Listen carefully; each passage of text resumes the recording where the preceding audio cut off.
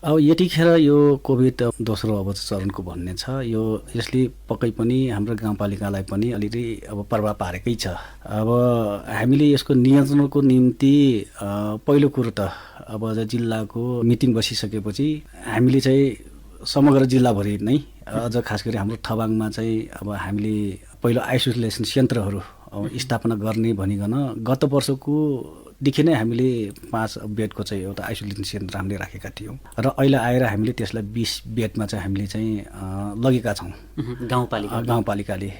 हामीसँग पहिलो चरणमा सिलिन्डरहरूको निकै अभाव थियो र पछिल्लो चरणमा आएर चाहिँ खास गरी हाम्रो थबाङ गाउँपालिकाले धेरै खरिद गर्ने कोसिस गर्यौँ, त्यो पाएनौँ, केही अब खरिद गर्यौँ अक्सिजनको लागि होइन, त्यो 2टा लिएर तत्काल अब काम चलाउने व्यवस्था गऱ्यौँ र पछिल्लो चरणमा चाहिँ केही समय पछाडि हाम्रो मान्य अब चाहिँ वर्षमान पुनज्यूबाट चाहिँ उहाँको पहलबाट चाहिँ सुरुमा 2वटा पछाडि 10वटा सिलिन्डर उहाँको पहलबाट प्राप्त गऱ्यौँ। त्यस्तै गरी हामीसँग विदेशमा रहनु भएको खास गरी अब थबाङवासी दयादन पुन र उमेश काला र महावीर पुनको समन्वयमा चाहिँ अमेरिकामा बस्ने महेश कालाको सहितको अब चाहिँ सबैको अब चाहिँ सहयोगमा चाहिँ आर्थिक सहयोगमा चाहिँ हामीसँग कन्सन्ट्रेटर के भन्छ त्यो 5वटा हामीले प्राप्त गरेका छौँ र त्यो सँगसँगै के अरे अब केही अब चाहिँ अब स्वास्थ्य सामग्रीहरू हामीले प्राप्त गरेका छौँ। त्यस्तै गरी अब काठमाडौँ बस्ने अब यमुना र अब चाहिँ नवीन रोका लगायतको अब पहलमा चाहिँ साउदीमा बस्ने सबै अब चाहिँ थबाङका चाहिँ केही अब चाहिँ खास गरी अब धन रोका लगायतको अब पहलमा चाहिँ केही आर्थिक सहयोगमा चाहिँ 4वटा जति अब सिलिन्डर लगायतको कन्सन्ट्रेटर र केही अब चाहिँ पिपी सेटका केही सामग्रीहरू हामीलाई प्राप्त भएको छ। यसरी गर्दाखेरि हामीसँग चाहिँ लगभग 20 धेरै हामीसँग प्राप्त अहिले चाहिँ अब चाहिँ स्वास्थ्य सामग्रीहरू छन् र उहाँहरूप्रति पनि म अझ चाहिँ विशेष गरी यही रेडियो मार्फत अब चाहिँ उहाँ अब सहयोग गर्नेहरूप्रति म विशेष अब चाहिँ धन्यवाद अब चाहिँ टक्राउन चाहन्छु यही मार्फत नै। अहिले अध्यक्षज्यू गाउँपालिकामा जो चाहिँ सङ्क्रमित व्यक्तिहरू हुनुहुन्छ उहाँहरूको अवस्था चाहिँ जटिल या कस्तो? पक्कै पनि यो कुरो एकदम महत्त्वपूर्ण विषय हो। अब हामीसँग अहिलेसम्म चाहिँ आजको दिनसम्म 65 जना जतिको चाहिँ अब रेकर्ड छ अब यो सङ्क्रमितहरूको। त्यसमध्ये अब 13 जना जति चाहिँ अब आइसोलेसनमा आएर पनि कतिपयहरू अब के अरे अहिले चाहिँ हामीसँग 5 जना जति चाहिँ अहिले आइसोलेसनमा हुनुहुन्छ, अरू चाहिँ अब फिर्ता भइसक्नु भएको छ निको भएर र 1 जना चाहिँ रिफर भएका छन् काठमाडौँ। उहाँ अब दिनेश रोका हाम्रो पत्रकार महासङ्घको पनि केन्द्रीय सदस्य हुनुहुन्छ। उहाँ अब चाहिँ अहिले अलि भेन्टिलेसनमै हुनुहुन्छ, मेडिसिटी अब चाहिँ हस्पिटलमा हुनुहुन्छ र उहाँको स्वास्थ्य अवस्था अझ पनि अब त्यति राम्रो सुधारमा आएको अवस्था चाहिँ अहिलेसम्म छैन, त्यो खालको स्थिति छ। त्यसो हुँदाखेरि अब धेरै अब चाहिँ अब यसले अलिकति प्रभाव पनि पारेको छ र अब समुदायमा पनि म के भन्न चाहन्छु भने धेरैले आफ्नो रोग लुकाएर बस्नुभएको छ।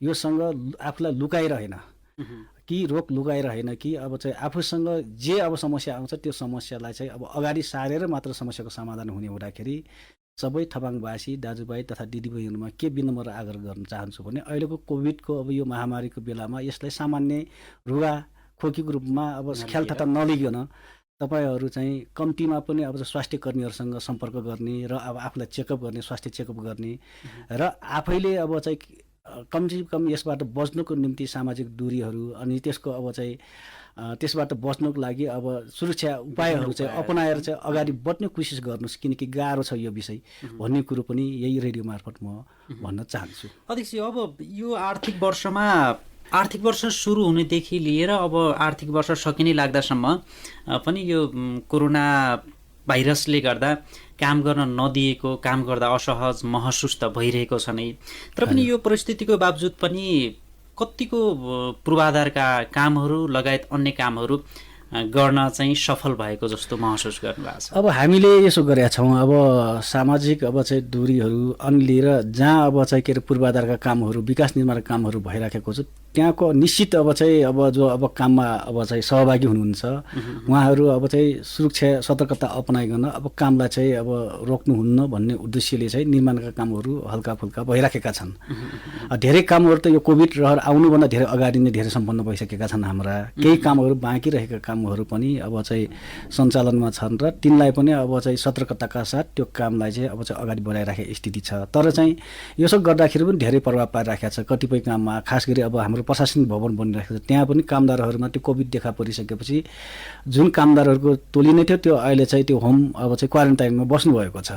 त्यसरी पनि अब त्यो अब लेबर अब जुन अब चाहिँ काम गर्ने अब पङ्क्ति चाहिँ जो आछ त्यो पङ्क्तिले त्यो काम गर्न पाउँदाखेरि त्यो सङ्ख्याले काम गर्न नपाउँदाखेरि अब त्योसँग अब 2 जना मात्र भएन कि अरू जतिजना हुनुहुन्थ्यो सबै बस्नुपर्ने अवस्था भयो। त्यसले कामलाई त केही न केही असर त गर्यो।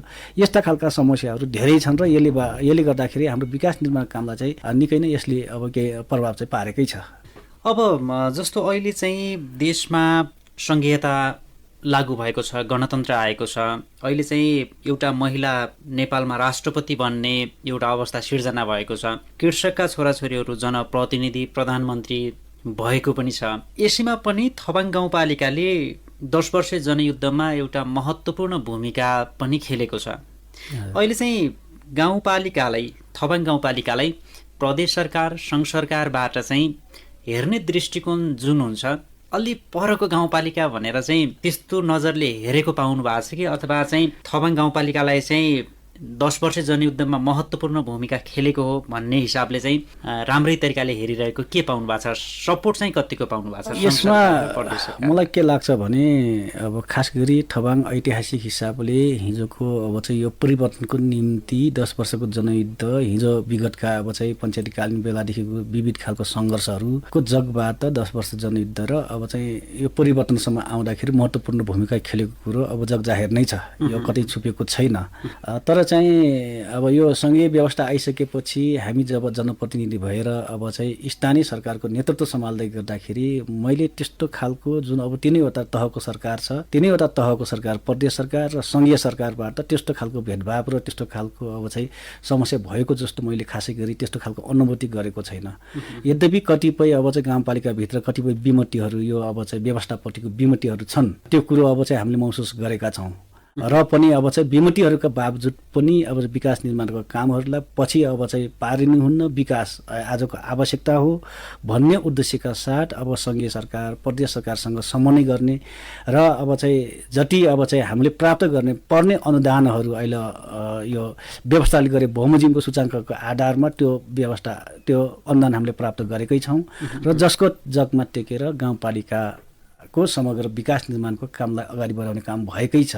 अझ खास गरी अब चाहिँ रोल्पा जिल्लाका अब जनप्रतिनिधिहरू अब चाहिँ प्रतिनिधि सभाका अब चाहिँ सदस्य मान्य वर्षमान पुन अनि लिएर चाहिँ अब प्रदेश सभाका चाहिँ अब दिपेन्द्र पुन, कुलप्रसाद केसीहरूले आफ्नो आफ्नो निर्वाचन क्षेत्रमा अब चाहिँ महत्त्वपूर्ण समय लिएर अब चाहिँ कहाँ के छ भन्ने कुरो उहाँहरूको ध्यान पक्कै पनि पुगेको छ। यस अर्थमा अझ थबाङमा अझ उहाँहरूको ध्यान अझ केन्द्रित छ। त्यसैले नै अब गाउँपालिकामा अब शिक्षामा चाहिँ अब तपाईँको एउटा अब चाहिँ नमुना विद्यालय घोषणा गर्न हामी सफल भएका छौँ।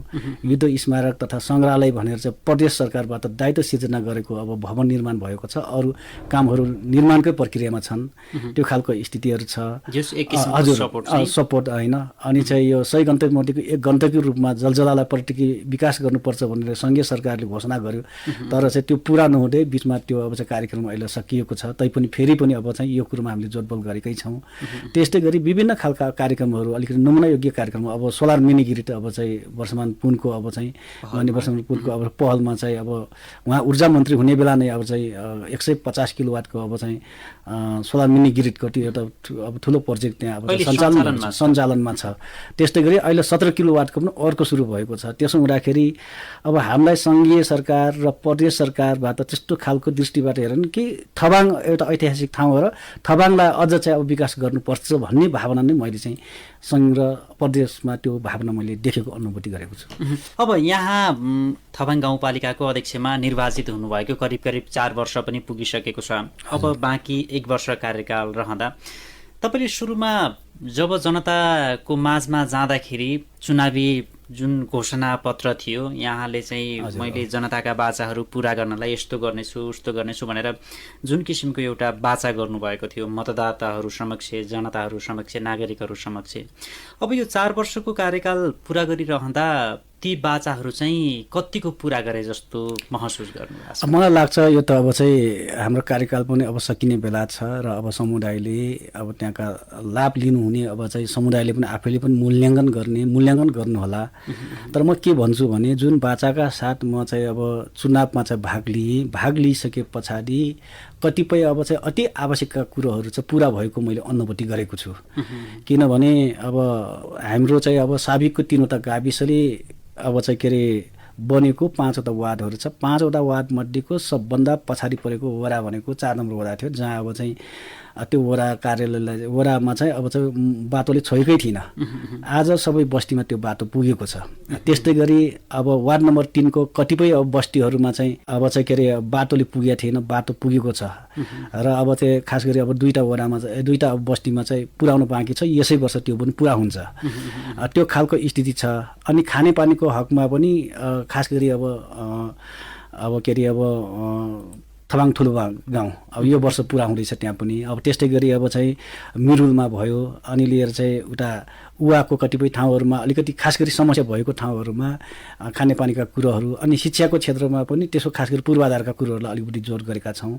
सँगसँगै अब चाहिँ निजी क्षेत्रबाट निजी टिचरहरूको व्यवस्थापनबाट स्कुलहरू सञ्चालन गर्ने जो प्रावधानहरू त्यसलाई चाहिँ अब चाहिँ राहत हुने गरी हामीले आफैले पनि दर्पणी सिर्जना गरिकन त्यसलाई चाहिँ अब चाहिँ त्यो अब पुरा गरिदिएका छौँ। अनि यस्तै खालको अब विभिन्न खालका अब चाहिँ के अरे अब धेरै अब चाहिँ अब पर्यटनको क्षेत्रमा, अब चाहिँ कृषिको क्षेत्रमा, त्यस्तै गरी अब चाहिँ शिक्षाको क्षेत्रमा, सबै क्षेत्रमा, स्वास्थ्यको क्षेत्रमा अझ, अनि त्यस्तै गरी अब चाहिँ समुदायले अब नजिकबाट स्वास्थ्य लाभ पाउन् भन्ने उद्देश्यका साथ हामीसँग साबिकको 3वटा स्वास्थ्य चौकीहरू थिए। 3वटा स्वास्थ्य चौकीमा चाहिँ हामीले अब त्यहाँको भूगोल अनुसार हामीले 5वटा सामुदायिक अब स्वास्थ्य इकाइ केन्द्रहरू आफैले निर्माण गरेर दर्पणी सिर्जना गरेर त्यसको भवन सिर्जना अब निर्माण गरिकन त्यहाँबाट सेवा सुरु गरेका छौँ। र त्यो 2टा अहिले अब चाहिँ आधारभूत अब स्वास्थ्य चौकीमा चाहिँ परिणत भइसकेका छन्। त्यस्तै गरी अब चाहिँ धेरै कामहरू अब नजिकबाट अब चाहिँ हामीले समुदायसँग जोडिने कामहरू, समुदायलाई चाहिँ लाभ हुने खालको कार्यक्रमहरू हामीले लिएका छौँ र भएका छन्। र कतिपय कुरोहरू सबै कुरो अहिले नै अब चाहिँ यो छोटो समयमा सबै अब स्पष्ट गर्न त गाह्रो छ। मोटामोटी हिसाबले अब टिपिकल ढङ्गले अब हेर्दाखेरि हामीसँग अब स्वास्थ्यको क्षेत्रमा, शिक्षाको क्षेत्रमा, अब यो खानेपानी, अब सामाजिक क्षेत्रमा, पर्यटनको क्षेत्रमा, अनि लिएर पूर्वाधारको क्षेत्रमा धेरै कामहरू भएका छन्। र यसले के गर्छ म के देख्छु भने मोटामोटी अब जुन अब के अरे अब बाचा गरेको थिएँ त्यो बाचा आधारभूत हिसाबले त्यो पुरा भएको मैले त्यो अनुभूति गरेको छु। तपाईँको काम देखेर चाहिँ नागरिकहरू कतिको सन्तुष्ट भएको पाउनु भएको छ? यहाँ त जनताको घर दैलोमा बेला बेलामा पुग्नु पनि हुन्छ। उहाँहरूको राय सल्लाह अथवा चाहिँ काम गरेको प्रति सन्तुष्ट या असन्तुष्ट के पाउनु भएको छ? यो कुरो म मेरो आफ्नो तर्फबाट त मलाई के लाग्छ भने समुदाय जहाँ अब चाहिँ मेरो कार्यकालभित्र जति काम भएका छन् यसबाट अब चाहिँ लाभान्वित हुने सबै अब समुदाय सन्तुष्ट नै होलान् भन्ने मैले त्यो अनुभूति गरेको छु। तर चाहिँ म के भन्न चाहन्छु भने यही रेडियो मार्फत कतिपय कुरोहरू गुनासाका कुरोहरू हुन सक्छन्, हामी कहाँ नआइपुग्ने कुरोहरू हुन सक्छन्। अब चाहिँ प्रत्यक्ष रूपमा चाहिँ कतिपयको सुझाव चाहिँ अब मलाई आउनुपर्छ भने त्यो अपेक्षा पनि म राख्न चाहन्छु। किनभने कतिपय कुरोहरू काम गर्दै जाँदाखेरि कतिपय अधुरो हुन सक्छन्, यथा कुरा आउनुपर्छ भन्ने मलाई लाग्छ। त्यसो हुँदाखेरि म विनम्रताका साथ के भन्न चाहन्छु भने हाम्रो अब थबाङ गाउँपालिकाभित्रको जति पनि समुदाय हुनुहुन्छ र अब कसैलाई चित्त बुझेको छैन र कसैलाई चाहिँ अब चाहिँ यो हाम्रो कामप्रति तपाईँहरूलाई चाहिँ अब सन्तुष्ट हुनुहुन्न भने तपाईँहरूले आफ्नो कुरो राख्नुहोस्, समस्याहरू राख्नुहोस्, यसलाई पुरा गर्ने कुरो चाहिँ अब चाहिँ हामी छौँ र अब यसमा म बद्ध नै छु। र अब कहीँ कुरोहरू हामीलाई थाहा नहुने हुनसक्छ। म आफूले मात्र म सबैलाई सन्तुष्ट बनाएको छु भन्ने मात्र भएन कि समुदायलाई नै यो जिम्मा चाहिँ उहाँलाई दिन चाहन्छु र उहाँहरूबाट केही प्रतिक्रिया आयो भने त्यसलाई अब करेक्सन गरेर लैजाने कुरो नै मेरो प्रमुख प्राथमिकता हुनसक्छ भन्ने मैले। अहिले थबाङ गाउँपालिकाको सबै कति 5वटा वडा छ होइन? 5वटै वडामा यातायात पुगिसकेको छ अथवा के छ? 5 वडा अब खास गरी अब चाहिँ हाम्रो एउटा वडामा चाहिँ अब पुगेको थिएन, त्यहाँ चाहिँ वडा कार्यालयदेखि लिएर बस्तीसम्म चाहिँ बाटो पुगिसकेको स्थिति छ। यहाँ निर्वाचित हुँदाखेरि सबै वडामा सडक सञ्जाल पुगिसकेको थिएन? थिएन, किनभने यो थबाङसम्म चाहिँ आइपुगेको थियो यता शहीद मार्गको होइन। अनि उहाँको चाहिँ पनि अब त्यो बाटो पुगिसकेको स्थिति थिएन, किनभने सिर्क्याङ भिरले धेरै अब समस्या पारिराखेको स्थिति थियो। त्यसो हुँदाखेरि अब त्यसलाई चाहिँ अगाडि तीव्रताका साथ लैजानुपर्छ भन्ने गतिविधि त थियो, तर चाहिँ त्यो पुगेको थिएन र बिचमा धेरै जोडिया थिएन। उहाँ र अब चाहिँ यो थबाङ बिचमा पनि अब बाटो थिएन। त्यसो हुँदाखेरि हाम्रो कार्यकाल भइसकेपछि नै अब तुरुन्तै त्यो बाटोहरू पनि पुरा भएका छन् हैन। त्यहाँ अब चाहिँ अहिले सिल्चरदेखि थबाङसँग जोडिएको छ, यद्यपि अब चाहिँ त्यसको बाटोको अब त्यहाँको भौगोलिक स्ट्रक्चरको कारणले गर्दाखेरि अलिकति अब त्यहाँ जोखिम छ, तैपनि त्यसलाई व्यवस्थित गर्नुपर्ने अवस्था छ। त्यो बाहेकको अब मूलभूत रूपले अब सिल्चरदेखि अब थबाङसम्मको एउटा हाम्रो मुख्य अब चाहिँ बाटो हो, किनभने अब बजारसँग जोडिने एउटा मुख्य अब चाहिँ बाटो हो। अनि यता चाहिँ दाङदेखि लिएर चाहिँ यता अब चाहिँ थबाङसम्मको सहित मार्ग, यो दुईटा चाहिँ व्यवस्थित भयो भने अरू सहायक रोडहरू हामीले आफ्नो गाउँपालिकामा धेरै ठाउँमा अब चाहिँ उता 4 नम्बर वडा जाने बाटो हामीले अब खोलिसकेका छौँ। मिरुलको धेरै ठाउँहरूमा यता अब चाहिँ के अरे अब छेर्लोबाङतिर अब चाहिँ कन्या जाजरकोट हुँदै झ्याम्नितासम्मको कुरोहरू, अनि यता लिएर अब चाहिँ यो तोटकेसम्मको कुरोहरू, यतातिर अब चाहिँ माथि अब चाहिँ दाङजा जाने बाटो, अनि लाकुबाङ बिबाङ, अनि लिएर एउटा अब चाहिँ थबाङलाई रिङ रोड बनाउनु पर्छ भन्ने उद्देश्यका साथ हामीले थबाङ अब दुली डाँडा हुँदै चलाबाङ हुँदै अब फन्टीबाङ खेरबाङ जोडेर चाहिँ त्यसलाई चाहिँ अब एउटा खालको रिङ रोड यताको अब बाटोसँग जोड्ने, अनि त्यो उतातिर अब चाहिँ यसरी अब चाहिँ अब धेरै बस्तीहरूमा हामीले बाटो पुर्याइसकेका छौँ। मात्र हाम्रो मिरुलको भित्री वन र उता अब चाहिँ जायासम्म अब बाटो पुगेको छैन, त्यहाँ बस्तीसम्म, त्यसलाई पनि बन्ने क्रममा छ। र मिरुल अब चाहिँ भित्री वन यसै वर्ष अब चाहिँ त्यो बस्तीसम्म बाटो पुर्याउने हाम्रो लक्ष्य रहेको छ भने उतातिर अब के अरे जायासम्मको चाहिँ प्रदेश सरकारको अब चाहिँ समन्वयमा डिपिआर भएको छ। त्यसो हुँदाखेरि त्यसलाई पनि तुरुन्तै अब चाहिँ हामीले अब चाहिँ लैजाने अब चाहिँ योजनामा हामी रहेका छौँ। यसरी गर्दाखेरि बस्तीहरूमा चाहिँ बाटो पुगेको छ।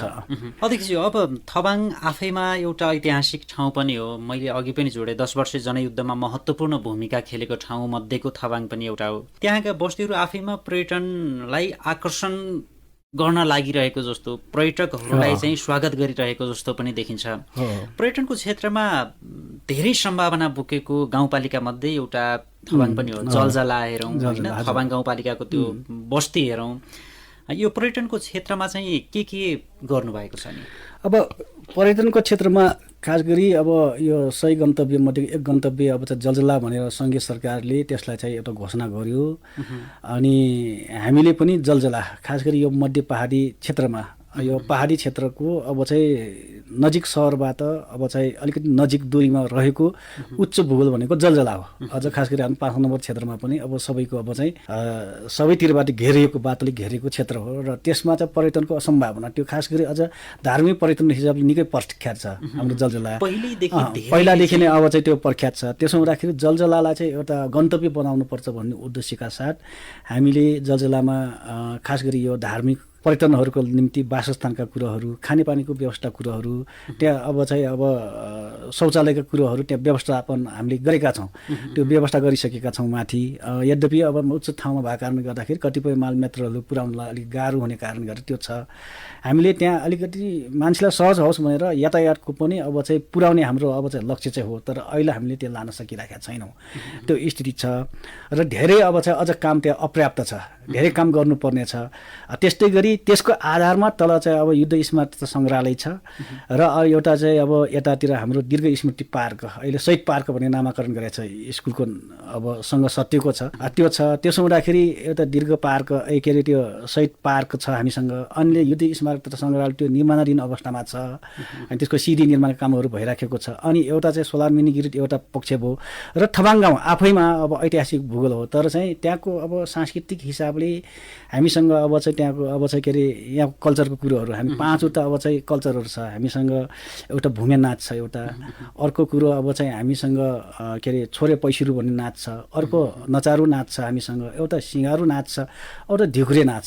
यो 5वटा चाहिँ हाम्रो अब नाचहरू हिजोको पुरानो परम्परागत कुरोहरू, यिनी कुरोलाई पनि हामीले सूचीकृत गरिसकेका छौँ। र यिनी कुरोहरू हाम्रो त्यहाँका संस्कृति पर्यटनसँग जोडिएका विषयहरू हुन्। र त्यो सँगसँगै होमस्टेको कुरो छ। होमस्टे अलिकति बिचमा चाहिँ अब होटल व्यवसायले गर्दाखेरि होमस्टे अलिकति धरापमा छ, किनभने अब धेरै मान्छेको आवत जावत अब चाहिँ पर्यटन सबै अब चाहिँ आउने जाने अलिकति धेरै हुँदाखेरि के हुने रहेछ भने त्यो होमस्टे भन्दा पनि होटलले अलिकति थोरै अब चाहिँ मार्केट पाउने, होटेलतिर धेरै आकर्षित हुने हुँदाखेरि त्यो थोरै अलिकति अब उसमा छ, ओझेलमा जस्तो छ, त्यसलाई पनि कसरी व्यवस्थित गर्ने भन्ने कुरोमा हामी पनि लागि परेका छौँ र होम स्टेका सञ्चालकहरूलाई तपाईँहरू अलिक कसिएर लाग्नुहोस् अगाडि, तपाईँहरू अगाडि नबढिकन हामीले चाहिँ तपाईँहरूले के को आधारमा सपोर्ट गर्ने भन्ने कुरोहरूमा हाम्रो छलफल चलिरहेको छ र त्यसलाई पनि व्यवस्थित गरेर लैजाने कुरोहरू छन्। यिनी कुरोहरू छन्। अनि सँगसँगै अब चाहिँ के अरे माथि अब जलजलाको लागि मार्किङका कुरोहरू भएको छ होइन। त्यस्तै गरी अब प्रत्येक वडाहरूमा चाहिँ धेरै अब उतातिर अब चाहिँ जन्तरे अब तिलाचनका कुरोहरू छन्, यतातिर अब मिरुलतिरको अब माथि फुलबारी अब धेरै ठाउँहरू छन्। त्यसो हुँदाखेरि यिनी सम्भावनाहरूलाई चाहिँ अब पर्यटनको क्षेत्रमा अब कृषि पर्यटनको रूपमा अब हामीले हेर्ने हो भने अब ठुलो अब चाहिँ उसमा चाहिँ के अरे अब चलाबाङमा चाहिँ ठुलो अब चाहिँ विकास गर्न सक्ने त्यो सम्भावनाहरू छ।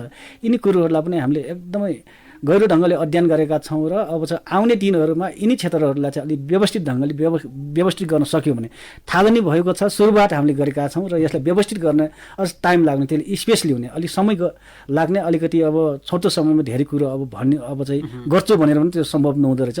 त्यसो हुँदाखेरि सबै थालनी भएको छ, कतिपय कामहरू पुरा भएको छन् र यसलाई पुरा गर्नुपर्ने बाँकी छ र आगामी दिनमा यसलाई पुरा गर्ने कुरोमा पनि हामी प्रतिबद्ध छौँ। त्यसो हुँदाखेरि हामी पर्यटनको सम्भावनालाई निकै एकदम त्यहाँको आर्थिक जीवनसँग अब चाहिँ जोडिएको कुरो, आर्थिक र अब चाहिँ मान्छेको जनजीवनसँग अब चाहिँ जीवन अब चाहिँ माथि अब चाहिँ के अरे अब आय आर्जनकोसँग अब जोडिएको कुरोलाई हामीले एउटा पर्यटन लिएका छौँ, कृषिलाई लिएका छौँ, अब शिक्षालाई अलिक कसरी अब नमुना योग्य बनाउने भन्ने कुरो छ।